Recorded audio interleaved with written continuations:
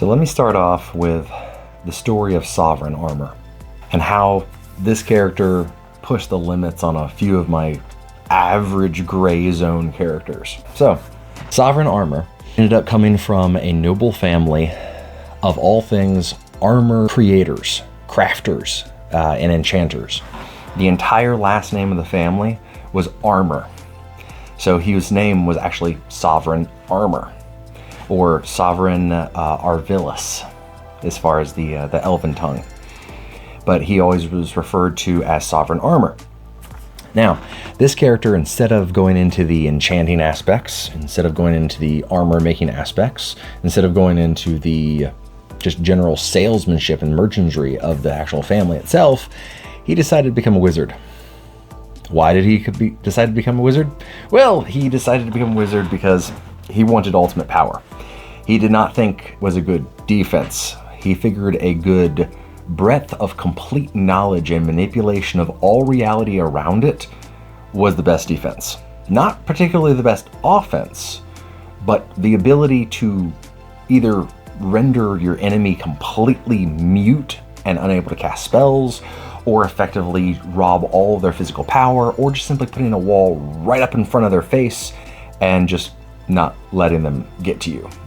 Then there's all the whole aspect of a wall that's curved, that's kind of curved up on the top, and then it creates a prison, but it's not sealed, so it's technically still a wall. It just has an overhang that has about the one entire grouping of it at the very, very top. It's about a millimeter tall, or a millimeter small, to where it's technically not connected, but it in itself, if it's a straight up wall and it's curved all the way around in the cylinder, it counts as a wall, but it's also a prison. Take that what you will. That was his idea. So all the things he came up with were simply to negate anything that comes around him, is the best way to put it.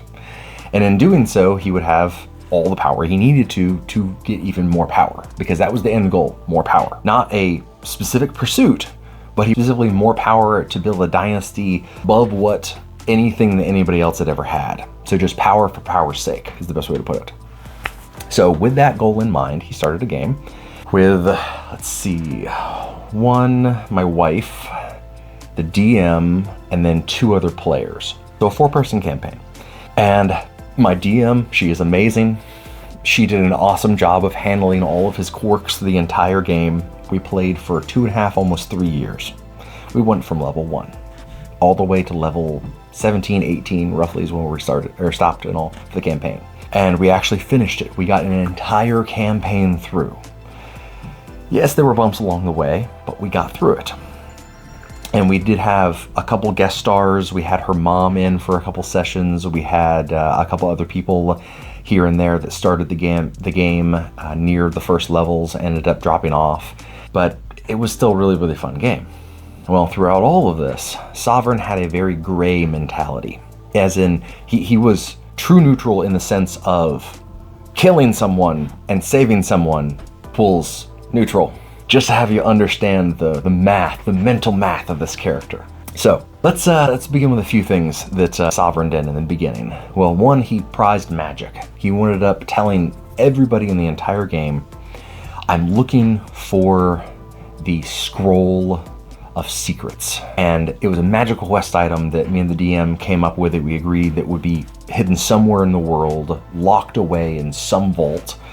And he was trying to get onto that quest line effectively to where he would get that. The problem is it's such a high level item as far as how we had set it up that it's going to be end game before he touches this thing or even hears direct knowledge of it. Maybe whispers or rumors or folk tales or stories or songs about it, and that's about it, but nothing concrete to lead him to it.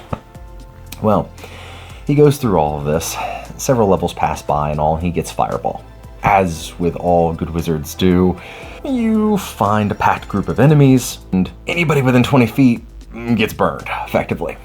So, here's the trick, though. This comes back to Sovereign's mental math. Now, one of the things that he enjoyed doing was the most effective moment and action in the moment itself. And the way he did that was he basically calculated out, well, we're surrounded by 8 enemies. There are 4 of us, but there are 8 of them. They outnumber us 2-1. I cast Fireball. Where? The DM asks. I say, right here. right at my feet, or right where the optimal place to get everyone in the entire vicinity is, including myself. Now, something you have to understand is Sovereign is an abjuration wizard, so he can't actually negate the effect of the spell to himself and party members. That would be the more martyr thing to do. But no, Sovereign wasn't the smartest. He was the most calculating, and there's the difference in this. Sovereign actually thought, I can protect as a reaction, and use his arcane shield to absorb some damage. So his mental math is, he would throw down a fireball, and any one of his party members, including himself, that didn't succeed at the actual saving throw for the fireball, he could just simply extend his arcane ward to, and that arcane ward would help to mitigate some of the damage. So beforehand, he would simply try to cast an abjuration spell to bring his arcane ward up, or the day before, or the start of the day, whatnot, so he would have a full arcane ward. Then, this small damage sponge would act to actually absorb some of the damage, which potentially could prevent an ally from getting downed at effectively 5th or 6th level and all where this was happening. So his mental math looked around, saw 12 people, including himself, and the entire party in this group, and decided to cast Fireball because it was the most optimal thing to do. He rolled pretty well, somewhat average or so and all for the roll and everything, but it still did a heck of a lot of damage percentage-wise of the amount of total HP. A few of the enemy got downed outright because it just failed throws, and my DM liked to have random generation as far as HP, not just a set number, so you wouldn't know exactly how much they would have. She did an awesome job in that.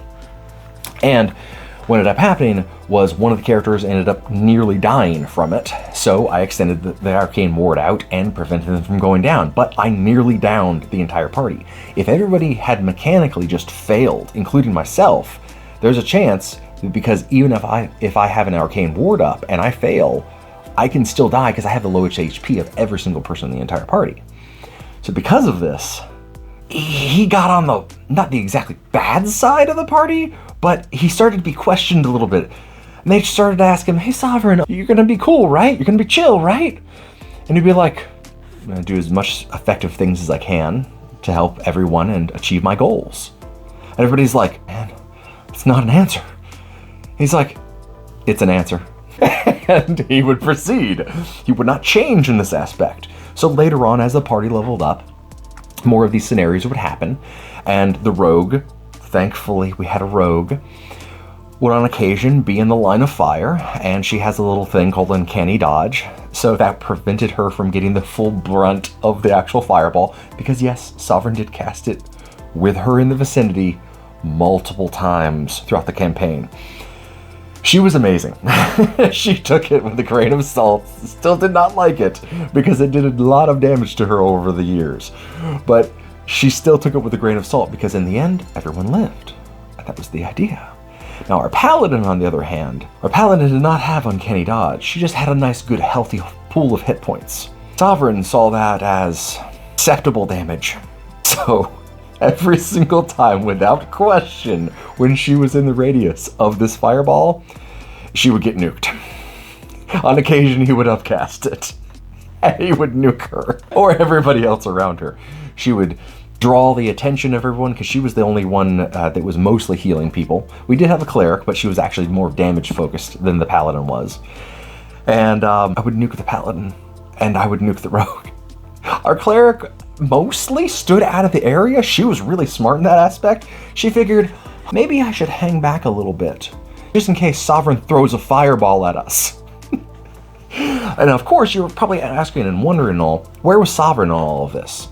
Well, at the very beginning stages of the game, he didn't have that much offensive ability, but he was an elf, specifically a high elf. And he had an 18 dexterity score, which was actually higher than his intelligence score.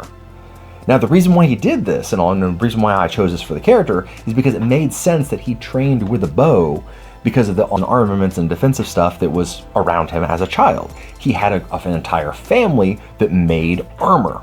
Mostly armor, though, not armaments. Once again, this is the rebellion side of Sovereign in the end, is because he decided to actually train with the bow, which is the offensive weapon, when he was growing up, before he even had spellcasting abilities outside the normal elven cantrips. So what he ended up doing was he spec'd effectively as an archer at the very beginning of the game with absolutely no arcane sigils. His actual spell book looked like a plain common book. And he did all this, including hiding what he actually was from everyone, including the party, for the first few levels of the game. He wanted to make it look like he was an archer. That was the idea. A high-end archer, as in a royal archer, but at the same time, still an archer, not a wizard, not a spellcaster. He didn't want to oust himself as a spellcaster. Now later on, after he got Fireball, he just didn't use anything with the bow anymore because he ended up basically leveling a few things up. He got his intelligence score up higher, he got some magical items, and it didn't matter with the dexterity score and the bow and arrow, so he just stopped using that by comparison. Was it wasted? Yes, technically, but was it flavor? It was flavor. It was good. So, altogether, what he ended up doing was he went full tilt into spellcaster at that point, and everything that he did and everything that he was just simply was for spellcasting and to learn spells. At one point later on in the game, he actually got he got access to a merchant hall that had scrolls, and he just copied. He used nearly every ounce of gold he had to buy spell scrolls. His list was insane. And I even asked the DM, so what access to spell scrolls do I have? And she's like, oh, everything up to 3rd level. Cool. And I just started doing the math. And I just kept writing things down. And then I handed her this laundry list. I said, my character's buying all of these. And then I'm spending the time, I'm spending the gold, and I'm copying them into my spell book. And she's like, oh wow, that's a lot. That is. During the time that everybody was up in with the enemy, getting in close, fighting left and right, all that stuff, the cleric was trying to hang back. Where was Sovereign, you're asking? Oh, he was in the back. Really far in the back. Firebolt has a 150-foot range. You would normally find Sovereign somewhere around 100 to 120 feet away from the battle, just in case they ran a little bit, so he could go forward a little bit and peg them. But that was the average turn. Obviously, with Fireball, you can do the same, and you can make a big boom. That was the idea. So he would go forward, and he would nuke someone, or he would basically go to the side. He would hide behind a rock if need be. He would cast Mold Earth, and then hide underneath it, or next to it effectively, as cover. He did all these little things and all to basically mitigate the amount of his targeting that he could possibly have. And it ended up actually working really, really well, because in the end, of all the times that he was ever hit in the game, he only got, I want to say over 3 years, maybe 20 to 25 points of damage actually dealt to him during the entire time. Now, did the DM's NPCs try to hit my character? Yes, of course, that happened and everything. But the shield negated a good amount of it. Or there was always, of course, in case he went up against spellcasters, or how I like to call it, objection! And then counterspell. So with that, what ended up happening was he just didn't get that much damage. Now, was he able to take a good amount of damage? Yes. He was actually able to take a decent amount of punishment because I didn't dump stat Constitution for this character. He actually had a decent Constitution score of, I think, 14. So he was actually having a decent amount of HP each of the levels. And it kept going and going. He got the lucky feat later on, and he was able to replace some of his rolls to save himself, and also his targeting aspect, so he would make sure he would hit something. He didn't do Portent Wizard. That would have been a little bit more, but no, he needed the protection from Abjuration Wizard, so that was the idea. Well, here's how all of this led to a very certain event that was the culmination of the character. Let's take a moment to enjoy the aspect of what happens to a character that is completely and utterly built on finding magic and loves magic, all to the pursuit of having more magic. What happens when you take away his magic? A lot of bad things happen. So, we were effectively on this cruise. We needed to get from point A to point B in this land. My DM set up this nice, good, sprawling world, and we were traveling from one area of the region to another. We were basically on this large, epic quest to prevent the end of the world, as all good campaigns should have. And we were supposed to actually collect several different items throughout the world to prevent this from happening. Well, we needed to go to a different part of the world in an entirely different country with a different ecosystem and everything to be able to obtain one of these items. So we go along and we go on this large boat ride, and we get passage, we pay for it and all. And as we're on the boat, we hear that there's a special event going on in the middle of the sea, partway in the journey. Now, along the way, we were talking to the guests and everything, and we found out there was a group of royals, specifically a royal halflings from this country that was in the marshes. And they'd been trying to resurrect their dead son for about a couple months now, and every single attempt they had made to resurrect the son had failed. The soul just would not come back to the body for whatever reason, and they didn't know why. And everyone across the board told them it was impossible. They've tried their best, and it just could not be done. So they heard of the possibility of this tournament, because at the end of this tournament, whoever won this grand prize received a wish scroll. Now, a wish scroll can bend and warp reality as we know it. And Sovereign heard about this and thought, oh, it's pretty neat and everything, that's pretty nice, but technically a wish scroll can be obtained through regular means, through just normal aspects. You know where a wish scroll is, so you can actually obtain a wish scroll through the higher levels of the game. So I thought, no, I'm not doing it for that, but what he does need that Book of Magical Secrets. So, to obtain that, he will need funds to get along the way. So he heard that they were trying to basically enter this championship, but they didn't have a champion. So because of this, and because of their lack of ability to actually enter in a candidate, they were trying to drum up a candidate on the actual cruise itself. Sovereign heard about this and thought, I, of the Sovereign Armor family of merchants and armor makers, I will be your champion. Because they were going to be paying hundreds of thousands of ounces of gold for this championship if he won. So he agreed to become their champion, and he entered. Well, about midway through the journey, we were stopped and met by a group of sea folk. They came up to the surface of the ocean, and they made a little bridge platform, and they lowered us all the way down to the bottom of the sea. So at this point, we were under the sea, and the champions came forward, and a Murad, which is practically a water god, or water goddess effectively, comes up and introduces herself as the patron of these games, saying that she will grant a wish scroll to the champion, but first we need to have a qualifier round. So qualifier round begins, and she asks every one of the champions that comes up in a very poetic way that I can't even try to attempt to replicate and all for my DM's sake. She did an awesome job, but she presented a nice little whimsical rhyme to where it was a question of, how will you prove yourself? In what ways will you prove yourself? Prove it to me.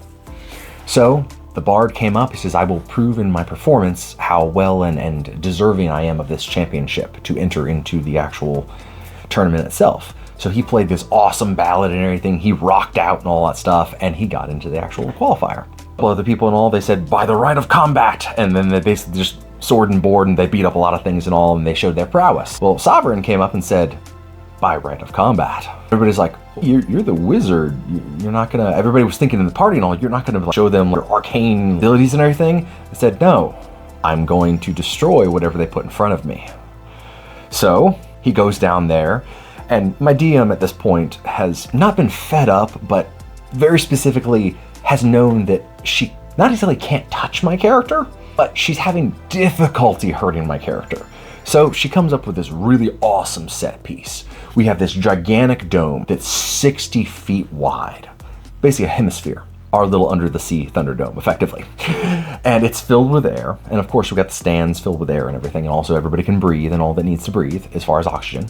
Meanwhile, though, my character's a complete prepper. He literally sold water breathing spells to everyone on the entire ship and made a small amount of money just after casting water breathing. Since it lasts for 24 hours, why not? He's also a high elf, so he can just recast whenever he wants. Plus there's ritual casting and everything else and all, but he can just recast or re-sleep and all if he wants to every 4 hours. So that means he can get multiple spell castings on many people, and he was able to actually take advantage of this really well.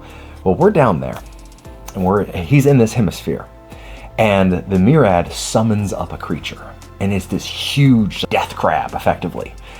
And I look at the death crab, and she's like, roll initiative.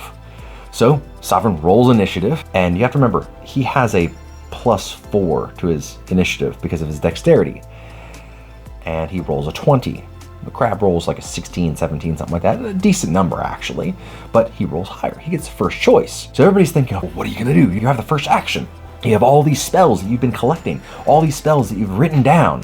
What is Sovereign with all this information going to do? Is he going to cast Fireball? What is he going to do? And I look at the DM and I say, I cast Fear. And everybody looks at me, and the DM is about to break. And she's like, you cast Fear? Which is a wisdom saving throw, which the crab does not have wisdom. Maybe it's like an 8 or something like that. It's a negative number. It's a bad thing for this crab. So she rolls in front of everybody and rolls. And the way that we've been using the lucky feat is actually very generous, actually. The rolls that it allowed you, in her game that is, to replace were any attack rolls you can see, in other words, attack rolls you make or the enemy makes, a saving throw you make, or a saving throw the enemy makes. And there was the key. Crab passed. And I said, I'm feeling lucky. And her face sank as she rolled again and got a failing number because, once again, my character was spec'd out and I had something like a 16 save DC.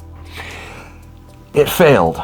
So, in this 60-foot little mini Thunderdome, so it was afraid of me, but here's the thing, it needed to run away. Well, it ran into the far corner. And then they asked, well, it uses its entire action to run away from you and all. Okay, it's your turn now, what do you do? And I say, I cast Fly. And they're like, well, what do you mean you cast Fly? You have it on the ropes and everything. It's running away from you, you can just attack it. And I say, no, that's too dangerous. And everybody's just confused. They're like, I don't understand. So my character casts Fly. He rises up about, I think, like 40 feet or so, something like that, 30, 40 feet up in the air, well out of the range of this crab. The crab cannot jump up and attack, even if the crab was not fearful for its life, which it was, and had to run away.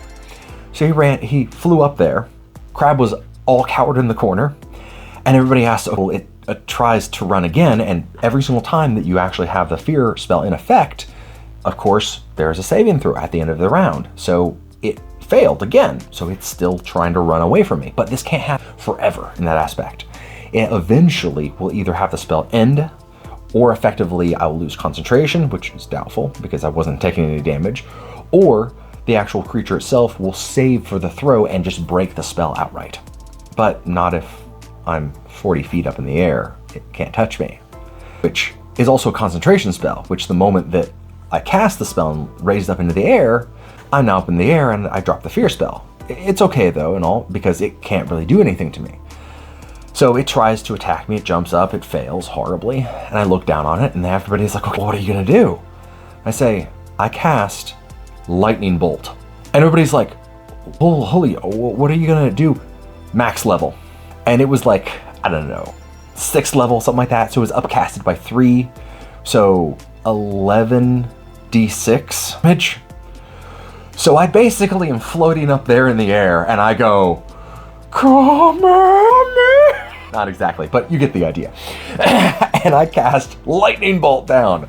From my fingertips, spew a gigantic bluish pale white light. And it fries this crab in place, completely and utterly cooking it. One shot. All set up, complete payoff, round is over.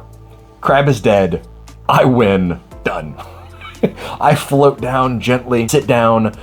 There's the smoking crab, the actual space itself, with all of this burnt crab seafood smell. And I look at the Murad, and the Murad nods and claps. Yes, well done. You have earned your championship. The next time that we will have these champions meet will be 6 months from now, and this is in-game. So we are going to be going on our journey. So at that point, I say goodbye to the Royals. I go back on the ship. We go to point B. We go along our quest line. We find a couple more of the items, and we've leveled up a lot. We've leveled. So we get there, and at a certain point, we need to actually go into the lands, the actual marshlands that the actual halfling royals own. That's their territory. So we start heading to that area, and we start hearing a few things here and there, and the rumors and all that stuff. And that's when he hears the first rumor of the best way to put it is that they frown upon arcane spellcasters in this land. So he hears from a few people on the way, and he hears that they actually hate arcane spellcasters in this region of this country. And they so much hate them, but they don't hate divine spellcasters. That's the weird part about this. They're okay with magic casting of the natural aspect as far as druids, and the divine aspect as far as clerics, but arcane spellcasters, they don't like arcane spellcasters. Now, the entire group, you have to understand, there's a cleric, which is divine, there's a rogue, which is not at all, and there is a paladin, which is also divine. But I'm the only arcane spellcaster. So I take this entire nation as an affront to everything that I hold in this character. But I am the champion of this monarchy, trying to obtain the money and the funds, and then get their wish spell for their dead child so they can be resurrected, which Sovereign thinks is a good point and note along the way. Even if he's hurt his allies, even if he's done some bad things here and there and all, it all equals out into the roughly neutral aspect to where he's keeping his numbers somewhat positive or just plain neutral in his mental math, that is. So with this, we get to the actual marshlands of this country, and the actual royals are giving us this feast. So we get invited to this banquet, we walk up the steps, we announce they let us in, and we have this huge feast. And of course, everyone partakes the food and drink, because these are allies of ours already well in advance, so we know that effectively they're not going to harm us.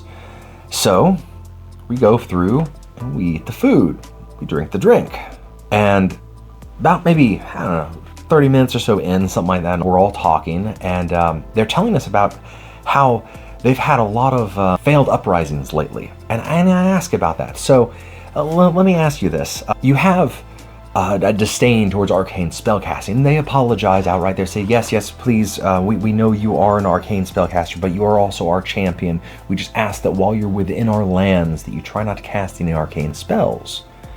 And my initial reaction is, how are you going to stop me? Is what he thinks, at least, but he does pull out some charm a little bit and all. And he is a royal, so he tries to ask the most diplomatic way, how do you actually police that? There has to be some arcane spellcasting happening within your lands, within your borders, because you can't just stop a random person from coming in and casting a cantrip or two. That would be impossible. And they said, oh no, we're able to do that. And he's confused, and everybody perks up and they're like, well, how? How do you do that?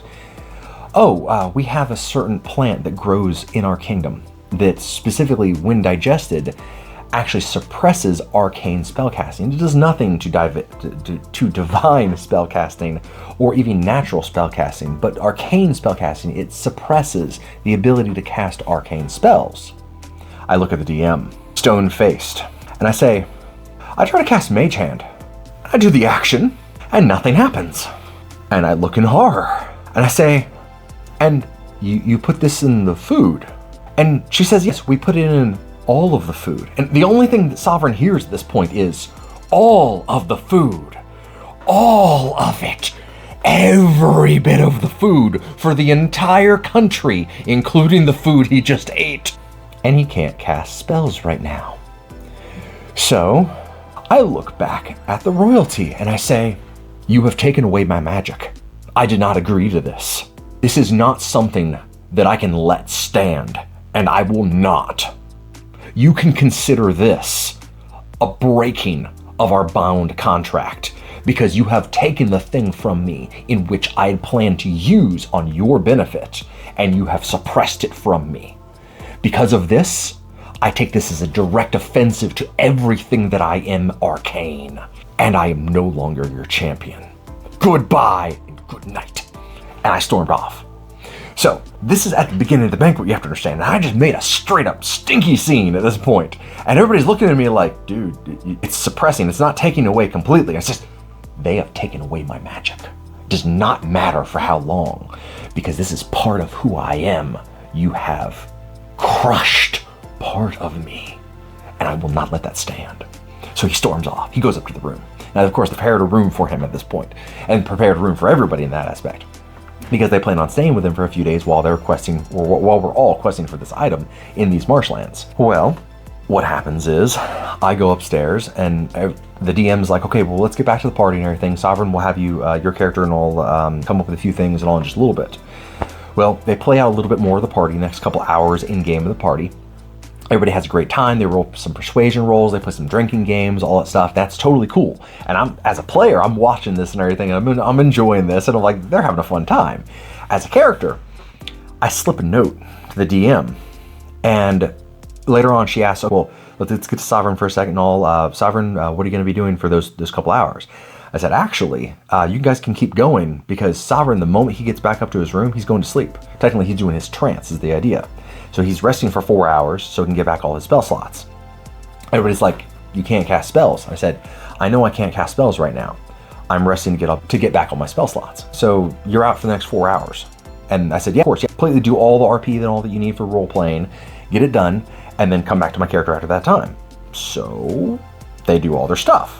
They have a fun time. I listen in, and as a player, it's fun. Meanwhile, I'm writing a few things down, going over my notes, going over my character, going over my spells that I have full access to re-prepare for. And during a long rest for an elf, which is 4 hours for the trance, you can re-prepare your spells, and you get your new selection again. So he's picking all the spells he needs to at this point.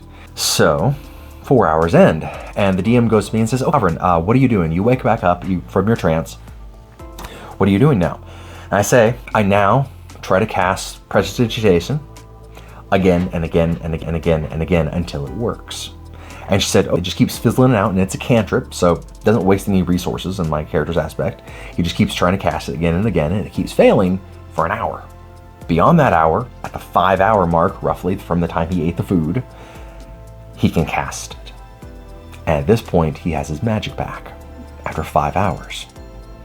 So I tell the DM, because she asks, so you have your magic back, what are you going to do? And everybody's expecting me to do something magical. And my first reaction is, so I'm in a very lavish room, right? We're talking rugs, we're talking armoires, resting benches, beds, all that stuff. So basically, you're in a royal palace style bed, or no, bedroom that is. And I say, I'm going to start moving every piece of furniture off of the center of the room. I'm going to take the carpet, I'm going to roll it up to the side, I'm going to clear a space in the center of the room. They're like, oh, it's going to take a little while and all. Nothing's particularly heavy, so you don't need to roll any strength checks or anything like that. And I'm like, cool, that works. So I push everything to the side, and everybody's wondering, like, what are you doing? And I don't say what I'm doing, I just have it written down. I'm about to hand it to the DM and tell everybody what I did or what I'm doing. So I'm frantically doing this, and I'm doing this like maniac, focused on one particular task. I need to get this done now. So I'm doing all of these things. And eventually the cleric, the calm one of the group, comes up and says, hey, Sovereign, buddy, what you doing? And she comes up to me, and she puts a hand on my shoulder, and I start breaking out some chalk, and I start scrolling arcane symbols on the ground. And they're like, what you doing? And I look up and I say, everyone in the room right now, 10 minutes. And I just keep going. And everybody starts going like, what do you mean, like 10 minutes? And I tell her, Sovereign doesn't say anything else. He just keeps frantically scrolling on the ground. And everybody's like, well, what is he doing? What the hell is he doing? So the character, the cleric, goes back to the rest of the group and says, hey guys, Sovereign's doing something up in the room. We might want to check it out. He's asked for us to come to him, everything, and to be there within 10 minutes. I think we should go help him, or at least be there for him a little bit and all. She was consolatory on that aspect, and she was trying to help me out and all that stuff, considering my character was just frantic at this point. So everybody goes up to the room. The rogue, the cleric, and the paladin come in, and they come in and they look at me and they say, hey, Sovereign, hey, what you doing? And I say, door closed now. And they're like, oh. And then I point to the paladin, the strong one of the group, and I say, dresser, door now, bar it. And she's like, oh, sure. So She pushes the dresser over to the door, she bars the door, and everybody's like, oh, Sovereign, you want to tell us what's going on? And I go, and I finish the last sigil on this large circle all over across the room that's 10 feet in diameter.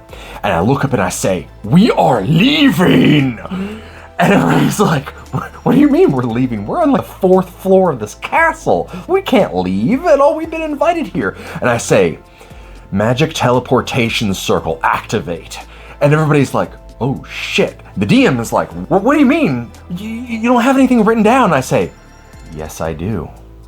I decided to copy the sigils of the dragon that we had met that was friendly with us before, a couple sessions ago. He said I had permission to copy down his sigils and transport to his location in case of emergencies. And I consider this an emergency, a grave issue. So I told everyone, you are leaving now with me, or you are not leaving at all. And I walk through the portal, and everybody's like, how long is this gonna stay open? And they're like, we don't know. And the DM starts asking for arcane rolls, and they're like, you're not sure, but you're pretty sure it's gonna close very soon. You have just basically now or not to go through this portal. And everybody's like, oh shit. They start cheesing it through the portal. So everybody starts going into the portal, everybody goes through, and we all arrive at the dragon's lair in the magical tortation circle. We get there, the dragon's just confused. Sovereign, what brings you here? I say, a group of halflings was trying to suppress my magic and take away my arcane abilities. I needed to stop this. They were up to something. So we got out of this. Now, out of game, we found out that it was gonna be kind of a trap-ish, something like that. But in character, we had no idea. Sovereign just wanted to get the hell out of there because they took us magic away for 5 hours. Just 5 hours. But it was enough to completely and utterly piss him off in this aspect and prevent him from just doing any deals with them whatsoever. Because he felt this as an affront to everything he was. Because not only were they suppressing his magic for 5 hours, everyone in the entire kingdom ate this food that they laced with this plant. So because of that, that means that there was no magical uprisings of arcane ability in this entire country because they've suppressed it. People that would have become sorcerers and wizards couldn't because of this plant. So he hated what they were doing to these people. But he couldn't really do anything about it because he wasn't that high of level. But he could get the hell out of it and not help them. So he did that. Well, 6 months later, there's the tournament. And we go back to the middle of the sea. Under the sea. So, Sovereign's there, and this is the actual tournament itself. The actual tournament to decide who gets the wish spell, the wish scroll granted to them. So, at this point, Sovereign's pretty high level. He's like, I think 14th level at this point. So he's up there at that point. On top of that, he's gained the ability as a 14th abjuration wizard to resist spells. And that was the main feature that character went for the entire game, was the fact that he could actually get resistance to spells at that point. So resist means he gets half damage. And effectively, from what I remember, or at least the way we played it, he would have advantage against spell saving throws as well. So it was really hard to peg a spell down on him in that aspect. Meanwhile, he's been collecting spells. There's tons of spells. And scrolls on top of that. So we go on, and actually, was it 14th level? Actually, I would think it was higher level than that. Maybe it was 17th level. We were 17th level, that's what it was, sorry. So we were a little bit higher than that. So at 17th level, he's collected a whole lot of stuff. At this point, he has access to the highest level of spellcasting at this point. But he hasn't gotten the wish spell, because, well, it has a chance of taking away your spellcasting for the wish spell. And he doesn't want that to happen. So in this meantime, he's come up with a few workarounds. Now, throughout the entire game, he's been doing tons of extracurricular stuff, including making a snow copy of himself. That's right, he's made a simulacrum of himself that everyone affectionately calls, what was that? Not Snowball, but Sliverin maybe, or Snowlerin, I forget what, but something like that. Snow-based pun, effectively.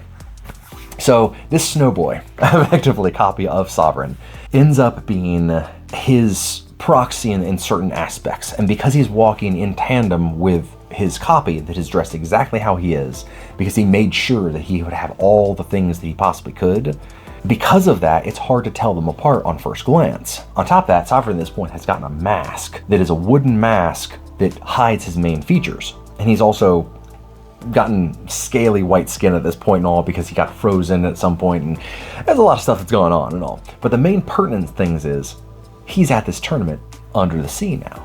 So the first thing he asks is, so this is supposed to be a one-on-one tournament, right? And the moderators of the tournament are saying, yes, of course, this is a one-on-one thing. Well, I've created him, my simulacrum, from me. So he is an extension of my power. Can he fight with me? Everybody's looking at me like, you're doing this again, man. You're trying to game the system. And I'm like, this makes sense. This is part of what an actual wizard does. You wouldn't take away a weapon from a fighter in a tournament saying, oh no, you were gifted that weapon. That's part of what they're doing. That's part of their jam, is the idea. So everybody thinks about it and all, and they're like, okay. But the DM is looking at me like, they're not going to let that happen. No, she knows what I can pull with the action economy of having another me. It's the idea. So she's like, no, it's one-on-one single combat is what this is. So I agree. I'm like, okay, no problem. I'm going to have my simulacrum stand in the stands and cheer me on from a distance as well.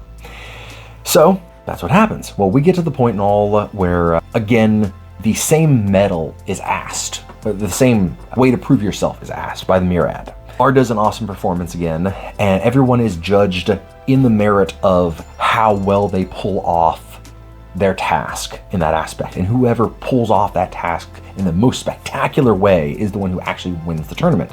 So it's not a tournament against each other as far as one-on-one individual. It's a tournament against the ability of how well you can prove that you're worthy of this wish scroll. So once again, Bard does a performance. The other people and all do their things, and we get up to Sovereign. And of course I say, trial by combat. So she says, okay, and she was expecting this, the DM was. So she puts me down there, and she summons a Slade. A Slade is a really powerful, I think 18th CR level creature that basically is hard for an entire party. This thing can just outright kill me. This thing can hurt me real bad. It can mess me up if it touches me. And that was the key. It needed to touch me. So I say, okay, no problem. And she says, roll initiative. So we roll initiative. Slade rolls a 19. And I'm like, well, that's pretty awesome. I roll a 15. But you know what? I'm feeling lucky. And I roll again, and I get a 22 in total. So I go first again, and she asks, oh, what are you gonna do? So I think to myself, I'd probably cast the fear spell again, but more than likely, it's not gonna work twice. Not the same aspect. Plus, this is a higher level creature. Sovereign, of course, realizes this is a very, very dangerous encounter. And as he's looking at the creature, realizes there's a good amount of intelligence behind those eyes. So he doesn't think the fear spell will work. So what he does is he casts Fly. Very beginning of the round, Fly. So he gets 40 feet up there into the mini Thunderdome. It, of course, starts trying to lob spears at me and everything, but it really can't hit me that much because my next spell is Mirror Image in the air. So now I got multiple copies of myself, and it can't hit me. Well, this thing doesn't have any other ranged attacks. It just has that spear. Well, because of that, that means that it has to throw the spear, and then I get an action, which I can do some stuff, and then it has to grab the spear, throw it again, so it's on half actions by comparison. So it's not going to end well for that thing. And the DM, you can see this in her eyes, just toiling over in her head and all. So she lines up a shot, and she's about to have the creature pick it up again. And I'm like, well, if this goes on, this means Sovereign's going to be put in danger at least half the time, because this is still a very dangerous creature for Sovereign. What could I do? And in theory, it's very beefy.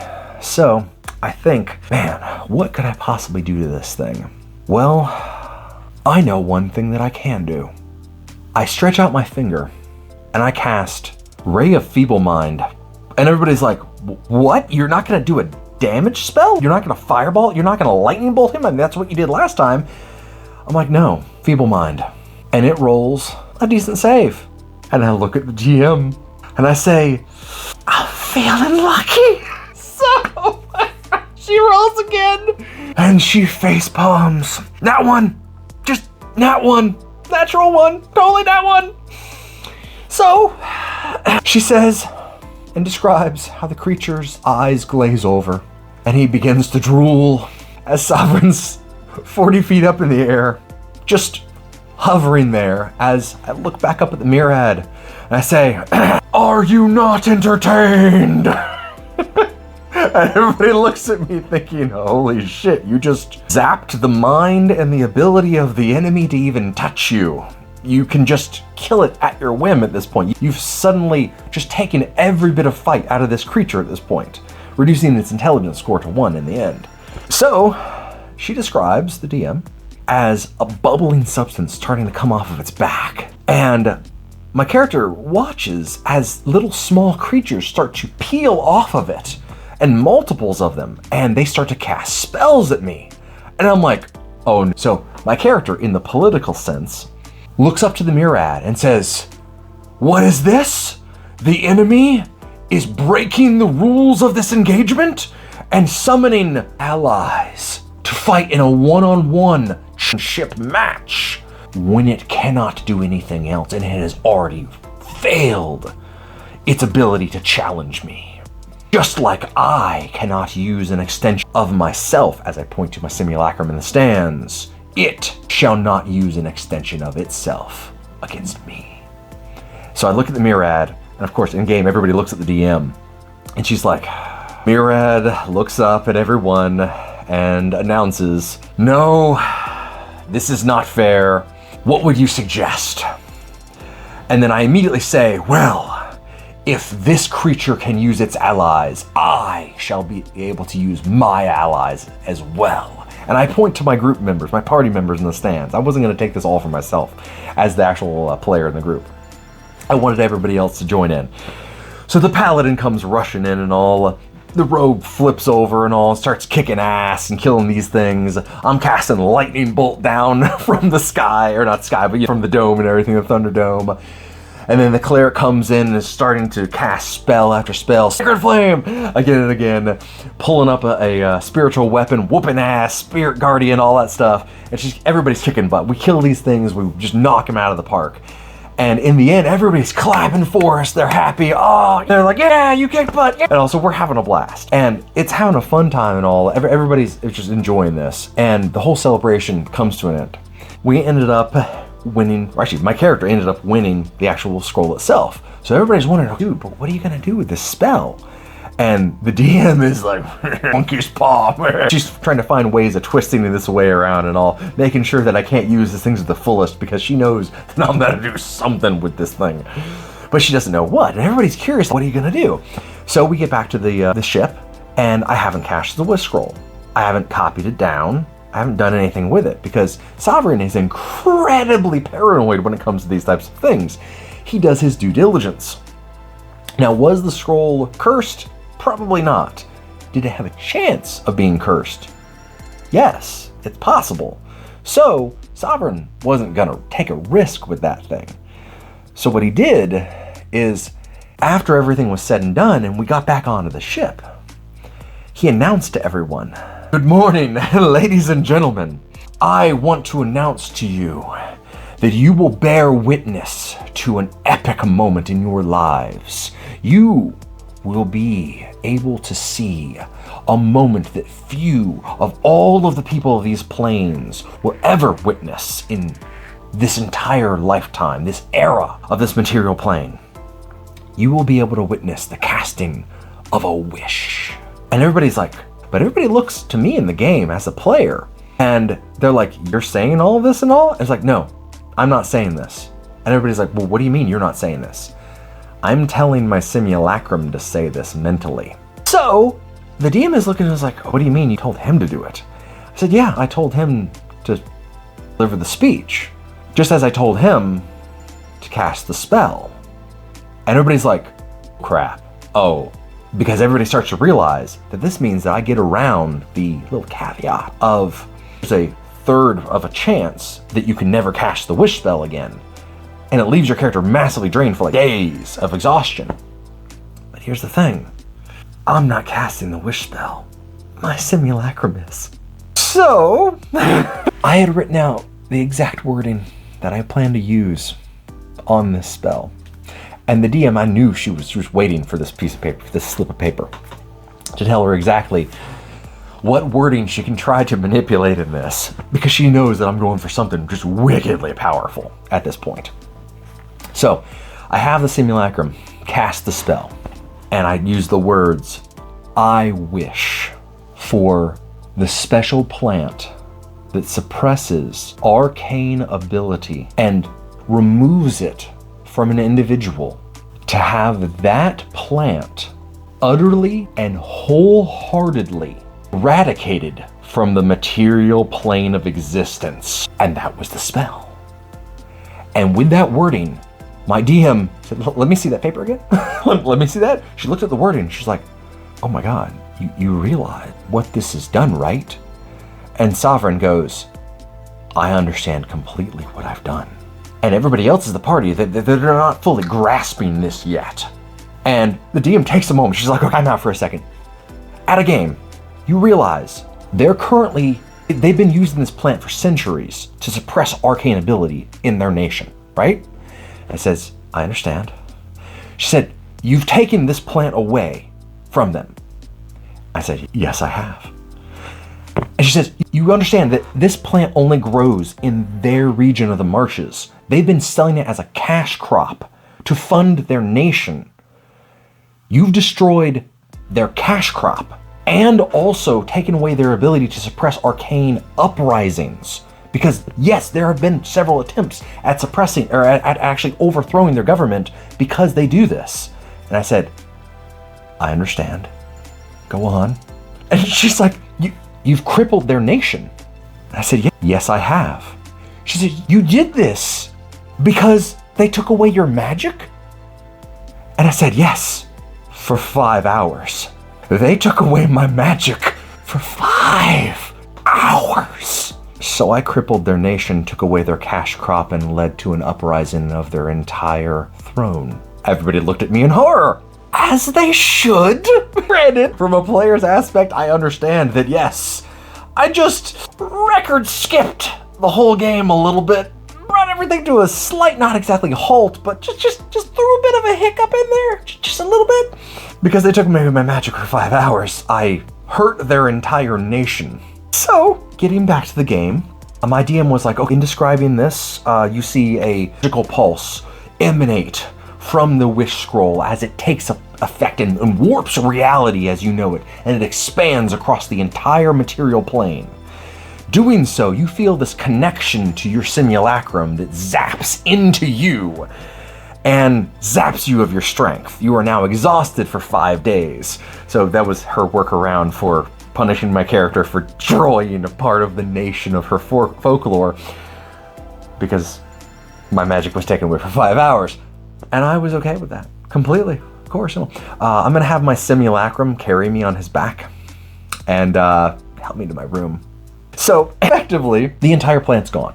It's completely and utterly destroyed from the material plane of existence. You can't get it anymore on the material plane. And just to give aspect of all the different planes and all, the material plane is basically the world we live in that aspect. And there's other planes and all, there's hell, there's celestial planes, there's Avernus, I think is what they call hell in the D&D Forgotten Realms, and all these other planes and all. Those might have it, potentially, but we're not in those realms. We're in the material plane.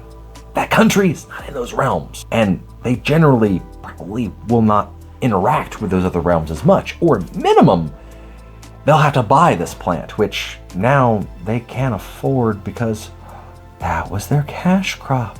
It's almost as if pressing arcane talent might have been a wrong choice for their nation. Just maybe. So, fast forwarding a little bit, After all this is said and done, we've basically gone through a lot more in the game. We've collected all of the different pieces that we need to, and consequently, we actually went through heaven and hell. We ended up picking up a celestial angel companion that went with us to a bar, I believe. I forget what bar and all, but we went to a famous bar in D&D Forgotten Realms, and it wasn't the Yawning Portal, but somewhere else. And we're sitting down, and everybody's asking, the DM is asking what everybody is doing. I'm gonna play chess and all with the angel, because hey, why not? Sovereign, it makes sense. So we're playing this out, and the angel starts to ask, whatever happened to that dead unicorn fetus? And we're gonna have to rewind a little bit just to explain what we mean by this. A little while ago, before this final tournament had happened and this swish spell had happened, we effectively needed to take care of a middle grade BBEG, is the best way, big bad evil guy. And we were hearing about this really bad dude called the Dread Emperor. And he was basically kidnapping children and using them as slaves. And then when he was done with them as a slave, he would turn them to stone in a garden that he would opulently prance around. Weird dude.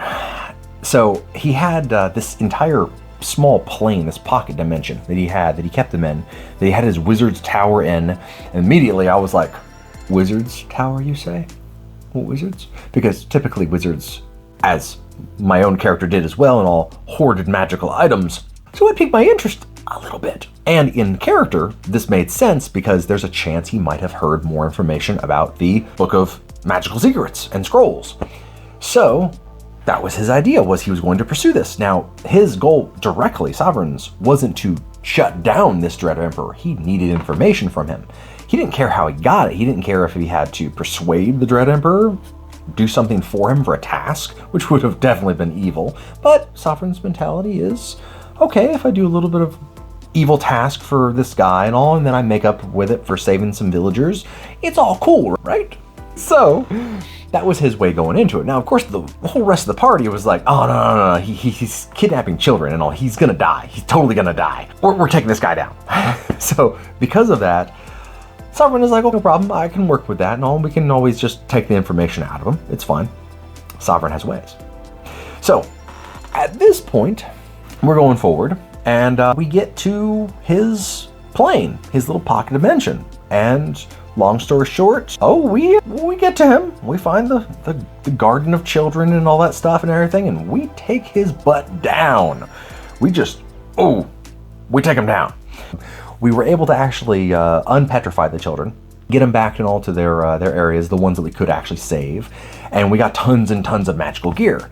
So he ended up getting, Sovereign that is, he ended up getting a gate cube, a planar cube, and he could effectively get back to this plane. So we took everything we could from this place, and we just looted the crap out of it.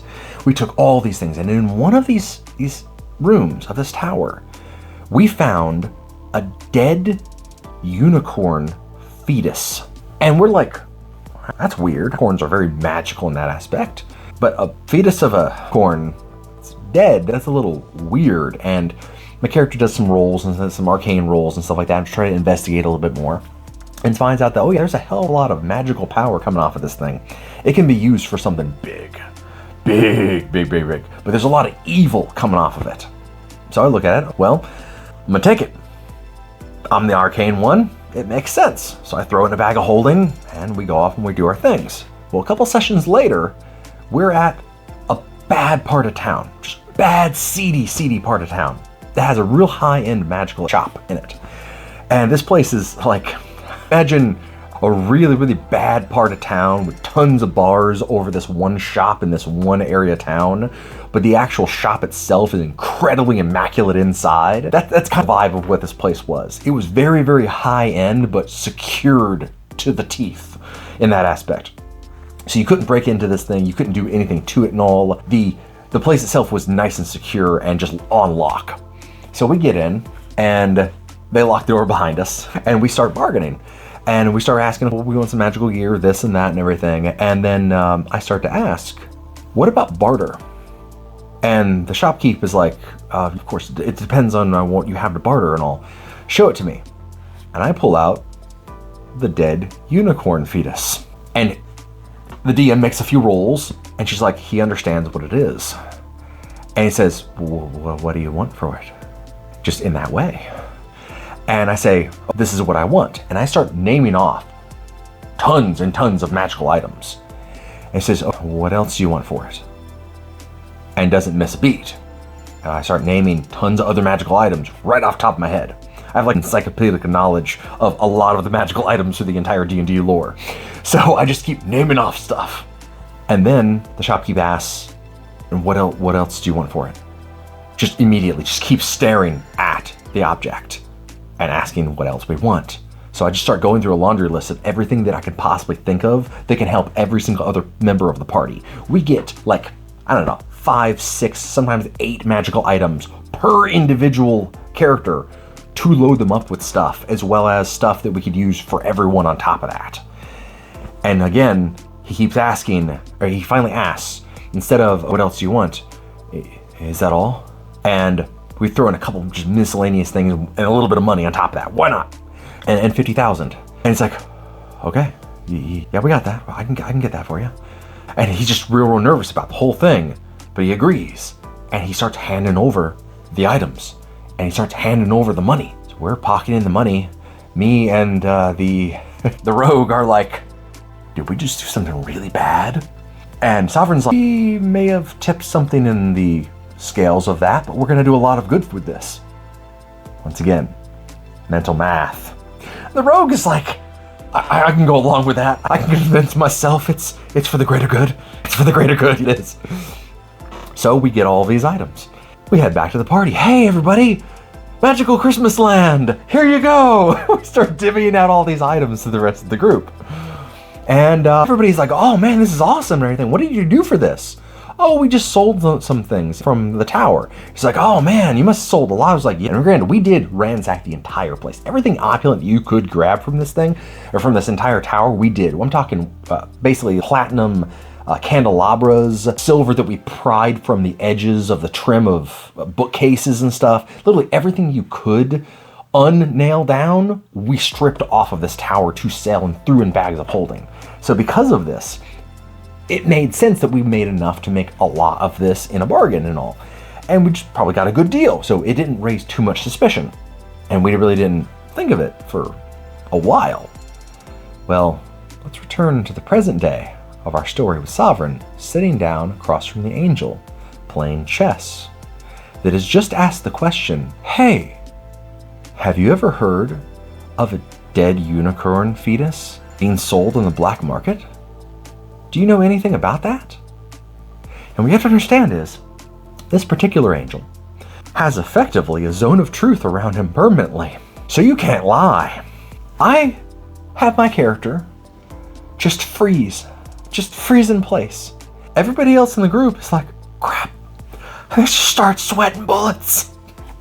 The cleric just starts talking a few things and all, and the rogue is like, well, the DM is like, roll deception now. And she starts rolling, and she actually is rolling a decent amount, even at disadvantage. And when you can't lie, so she's having to bend truths a little bit. Meanwhile, everybody's asking, oh, Sovereign, what are you doing? See, at the moment that she starts talking, Sovereign stands up and walks away. What do you mean he walks out of the bar? Completely. He takes the planar cube, he fiddles with it, he goes to the pocket dimension, immediately goes to the pocket dimension with the tower. They're like, he's just left. What do you mean he's just left? Right in the middle of the conversation? I said, yes. Without a word, not saying a single thing, not making eye contact with the angel at all, just left. And he went to the pocket dimension. They're like, okay, well, let's get back to the rest of the party. No problem. So they start talking and everything, and of course, a little bit more information comes out, and they try to obscure it best they can, but they don't let much slip, thankfully, is the idea. They're very, very careful with their exact wording of things. The information did come up that we had it for a time, and we don't have it anymore.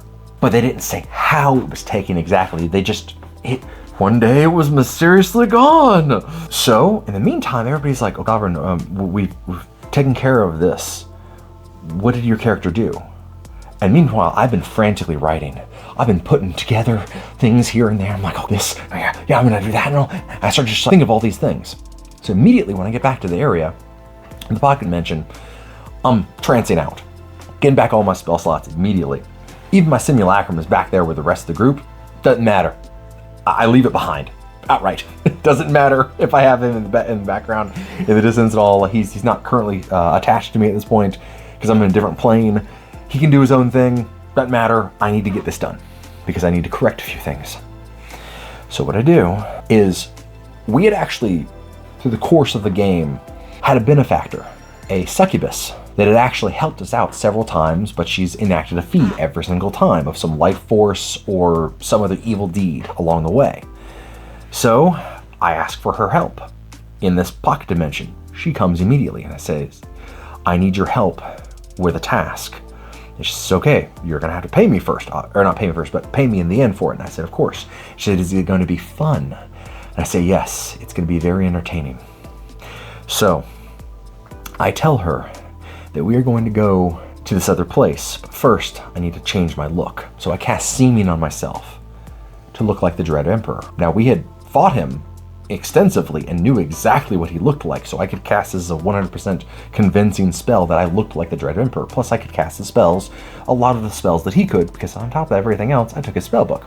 So I knew how to do his things, and as long as I acted in a brash manner that made sense towards that NPC, that BBEG effectively, I could impersonate him. So here I am looking like the Dread Emperor. I have a succubus on my arm, and where do I go? And where does she ask we're going? I tell her and the DM and everybody at the table, I'm going back to the royal capital, to the castle of the halfling royals that took my magic for 5 hours. Why? All that's been resolved. You've crippled their nation already and all the stuff going on and everything. You've resolved that.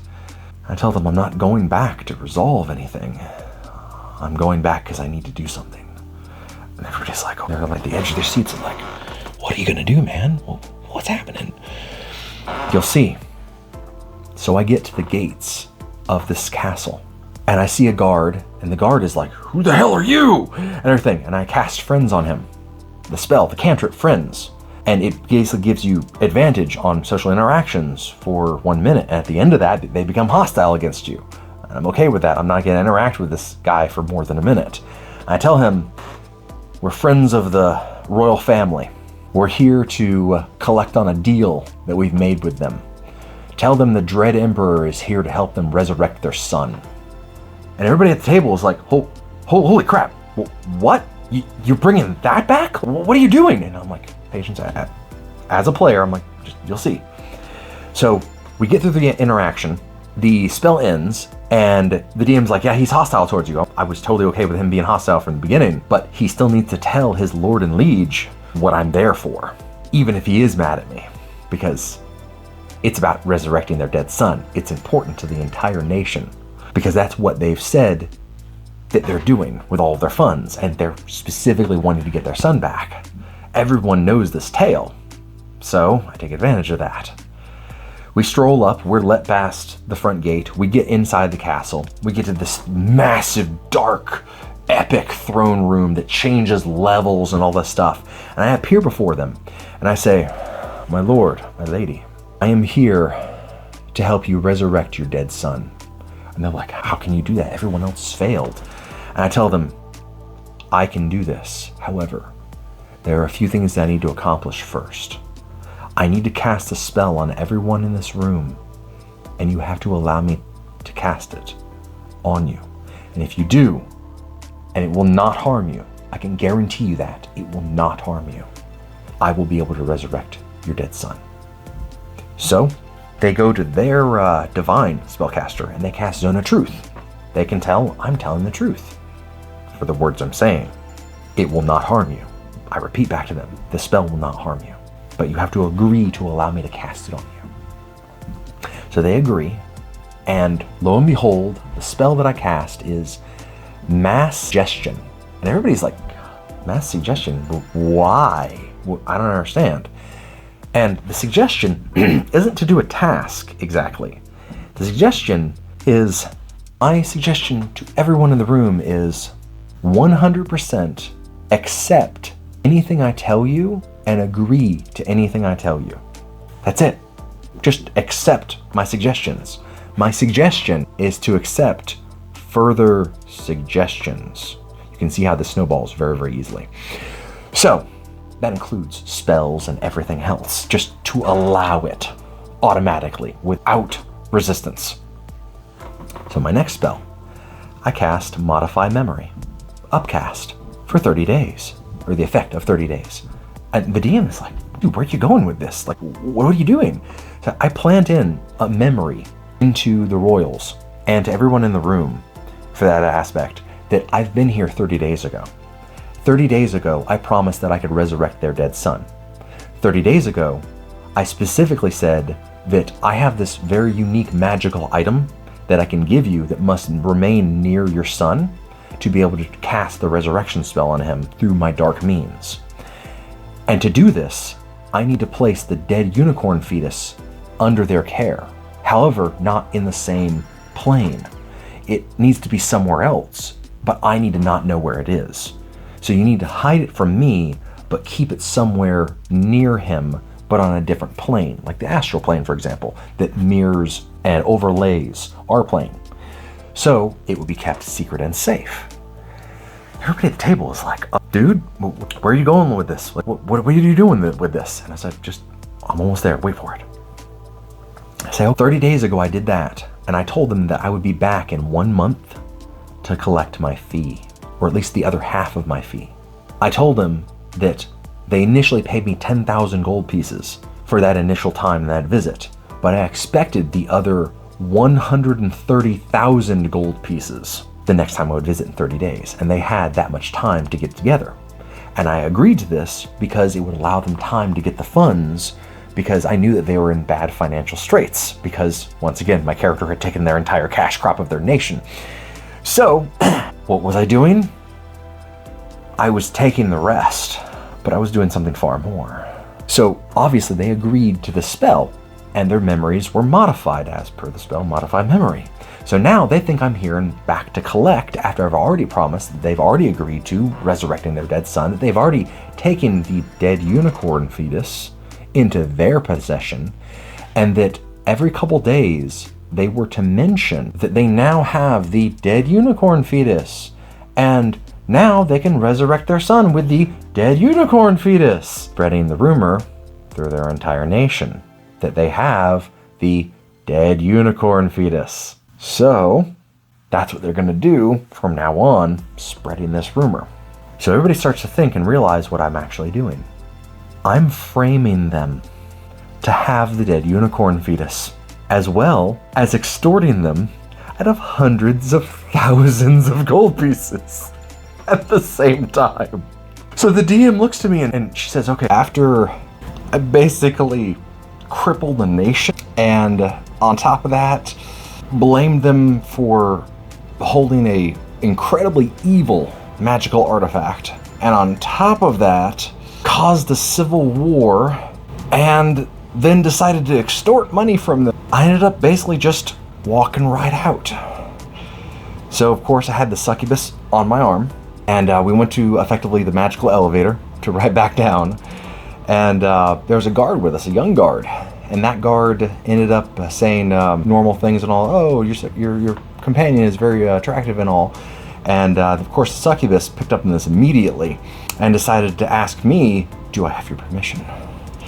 And I'm like, what would Sovereign say? Well, he really wouldn't care.